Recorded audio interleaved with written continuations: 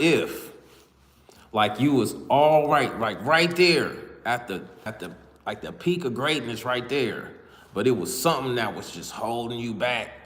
You know what I'm saying? It was like an invisible hand just on your collar thing, just holding your ass back from taking off like Sonic. You see what I'm saying? So what I want to share here today is some things that I was thinking about that hit me real heavy when I watched the old video I had made. I was shooting this hood movie called Saturday. I had Spanky Hayes directing it and shit. I got comedians, celebrity comedians and shit. I still got the footage, but anyway. So we in the movie, and then we on set. This ain't even in the movie. We on set. And then my man, he starts handing me these big ass snakes. Put one of them motherfuckers on my neck, another one like around like this. So I got these big ass snakes. He was like, you wanna put the snake? I'm like, I don't give a fuck, put the snakes on me and shit. You know what I'm saying? So I'm putting the snakes on and shit. I'm thinking I'm cool as hell because they just snakes. I see them on him. They just sitting there. They just chilling. Them motherfuckers get on me and shit. Them motherfuckers get to moving around and shit. I'm like, why this motherfucker moving around and shit? The other one was right. I'm looking at the one right here. The other one was right here at my neck like this. Woo, boy, he was like licking a little bit. I'm like, why is this nigga at my neck, licking at my neck? But like, it's like, what does that equate to? It's like, what if in real life, like you got all this shit going on around you and you like right at the edge of something and you got a snake right here at your neck? You know what I'm saying? Motherfuckers wrapped around your legs or something, you know what I'm saying? So it's like, in the Bible it say you were running well, who hindered you?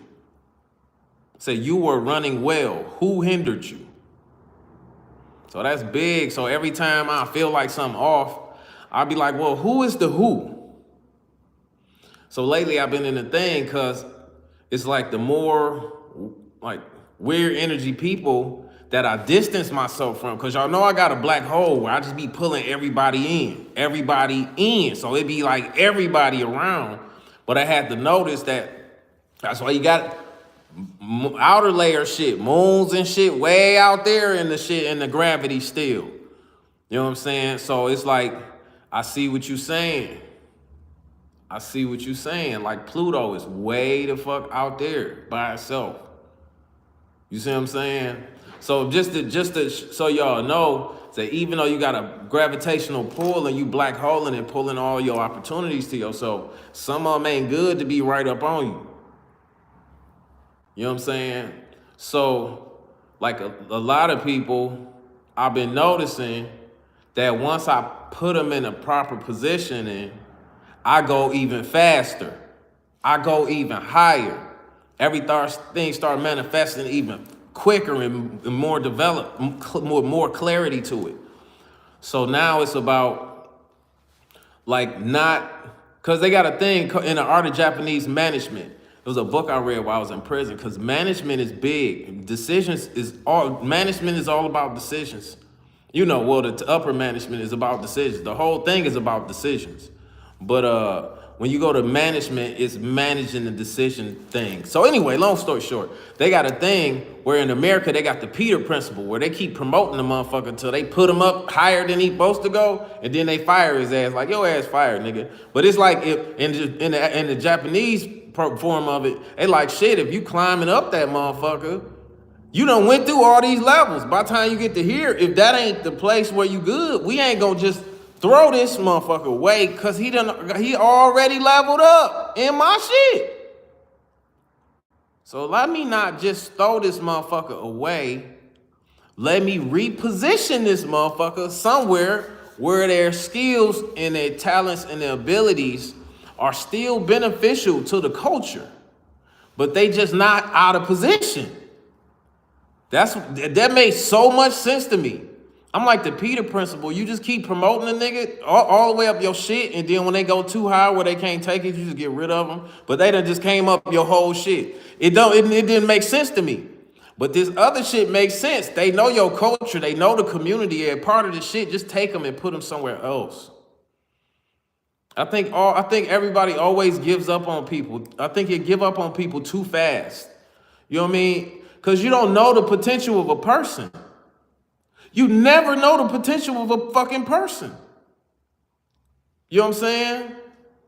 Like, I made hits after hits after hits, but whenever I'm in a circle, I never act like, nigga, I'm the biggest shit in the world, because this nigga that don't nobody even know could make the biggest hit in the world tomorrow. You don't know about that shit. But what you do know is if it's a whole bunch of snakes hanging on you, it's gonna be hard to have lift off. Nigga, what if you could float, nigga, but you gotta be light as a feather and you got snakes hanging on your fucking body? You dead, nigga. You know what I'm saying? I'm just trying to give you like an analogy that you could see it like. Sometimes you gotta get the snakes off you, man. And then once you do it, you free yourself up. You know what I'm saying? You got this big arms open hug. You free yourself up for other new energies to come in. Boom. That may be more compatible. You know what I'm saying? Think about that kind of shit. You got all these other energies that may be more compatible than the ones you got right around you. So you got to get a good mix. And once you got something that's mixing good, you don't just take it and throw it away. You know what I'm saying? You create with the situation. And it'd take me a lot of times to be sitting right here on this throne because I'm doing kingdom thinking as Khan. Like I said, it ain't about getting in the room and who got the biggest ego that's going to clash. It's about how can we collaborate and make some profit out of this. You know what I'm saying? That's the thing that makes the most sense to me. How do we collaborate and make some profit out of this? And then, like if I'm doing business with somebody, I want to be able to know that I could trust them. I want to be able to know that loyalty is there. You know what I'm saying? If I can't do these things, then, you know, why would I go into business with somebody that we don't even trust each other in the beginning? I don't know. That's something I would have to, you know, I don't know. I would do business with a nigga, but I wouldn't go into business with a nigga. You know what I'm saying? I would do business with a nigga I don't always trust. That's all the way trust. That's why you got contracts and shit like that. So I do some business with a nigga if I felt like, you know, he was gonna be a dream customer. If I was gonna feel him as him as a customer, it would be cool. I would do business with him. I don't have to trust him in that instance. But far as going into business with somebody I don't trust, that's just a recipe for disaster.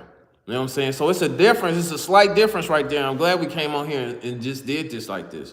Because I would do business with somebody I didn't trust if I felt like they were going to be like a dream customer. You know what I'm saying? I would do business. But far as like being in business with somebody that I don't trust, no. Nah. Because loyalty is everything.